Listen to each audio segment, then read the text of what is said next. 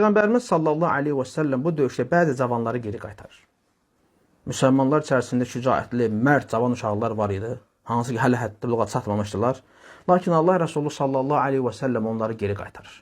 O geri qaytardıqları insanlardan Abdullah ibn Ömər radiyallahu anh, bilirsiniz. Təxminən 14 yaş olmamışdı, 13 yaşı var idi. Bədirdə iştirak eləməmişdi. İstəyirlər ki, Uhudda döyüşü vuruşsunlar. Lakin Allah Resulü bəzi o cavanları geri qaytarır. Baxın, ey cavanlar.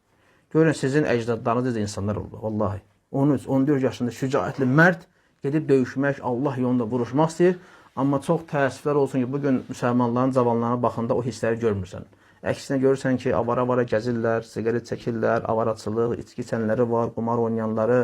Yəni cavandır, lakin görürsən Allah yolunda yaşamır. Allah yolunda yaşamır, Allah səs eləmək istəmir. Öz əcdadlarına, öz tarixlərinə baxıb ibrət alsınlar. Deməli o cavanlardan Abdullah ibn Ömər, Zeyd ibn Səbit, Usame ibn Zeyd və Nu'man ibn Bəşir, Zeyd ibn Arqam, Əl-Bara ibn Azib, Useyd ibn Zuheyr, Urabə ibn Əvs və Əbu Səid Əl-Xudri və bu cavanlar hələ həddi buluğa çatmamışdılar. Həddi buluğa çatmamışlar, vuruşmaq istəyirlər ki, Allah Resulü sallallahu aleyhi onları geri qaytarır.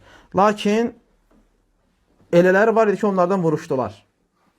Misal üçün, Raf ibn Xadic vuruşur. Nəyə görə? Deyirlər ki, yaxşı ox atandır. Gözəl ox atma qabiliyyəti var və Peyğəmbər sallallahu aleyhi və səlləm onu döyüşə çıxmağa izin verir ona. Və həmçin bunu görən Samura ibn Cundub, o da vuruşmaz. O da hələ həddi-buluğa çatmayıb, 13-14 yaşı var. Deyir ki, mən ondan da yaxşı atıram, onunla güləşsəm, onu yıxaram. Və bunu da götürürlər.